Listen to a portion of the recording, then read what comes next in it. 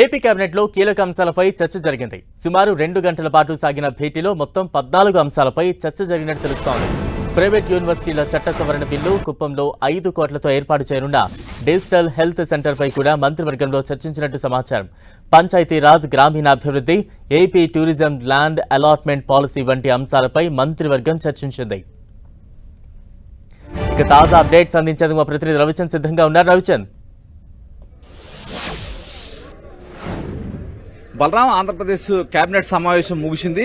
కీలకమైన అంశాలు, ఎజెండా అంశాలతో పాటు పలు రాజకీయపరమైన అంశాలు కూడా ఇక్కడ చర్చకు వచ్చాయి. ముఖ్యంగా ఆంధ్రప్రదేశ్లో సంచలనంగా మారిన వైఎస్ వివేక హత్య కేసులో సాక్షులు వరుస మరణాలపై కేబినెట్లో కీలక చర్చ జరిగింది. డీజీపీ మొత్తం కూడా మంత్రులందరూ కూడా ముఖ్యమంత్రికి ఏ విధంగా చనిపోతుంది మొత్తం కూడా వివరాలు అందించారు. కేబినెట్ కూడా చాలా సీరియస్గా ఈ అంశాన్ని తీసుకుంది. ఎందుకంటే మొన్ననే రంగన్న చనిపోయారు, ఆయన ప్రత్యక్ష సాక్షిగా ఉన్నారు. వైఎస్ వివేకానంద రెడ్డికి వాచ్మెన్గా ఆయన పనిచేస్తున్నారు. వరుసగా 6 సాక్షులు సరిపోవడంపై తీవ్ర ఆందోళన అయితే వ్యక్తం చేసింది కేబినెట్. ఇమీడియట్ గా దీనిపై ఎంక్వైరీ కావాలనే అంశం కూడా ఇక్కడ చర్చకు వచ్చింది.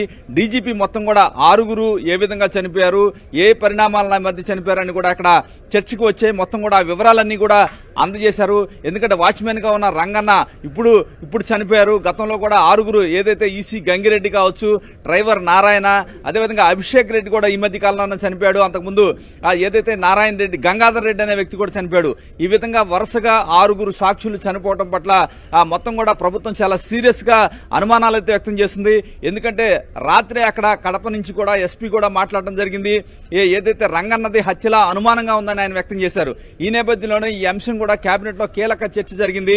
డీజీపీ ప్రధానంగా మొత్తం కూడా వివరాలన్నీ కూడా, ఎందుకంటే సాక్షులు ఎప్పుడు చనిపోయారు, దానికి సంబంధించిన లింక్ ఏమిటి, అన్ని విషయాలు కూడా ఇక్కడ చెప్పడం జరిగింది.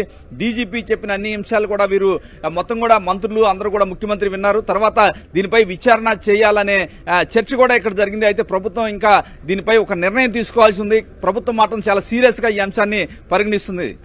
Right, thank you Ravichand.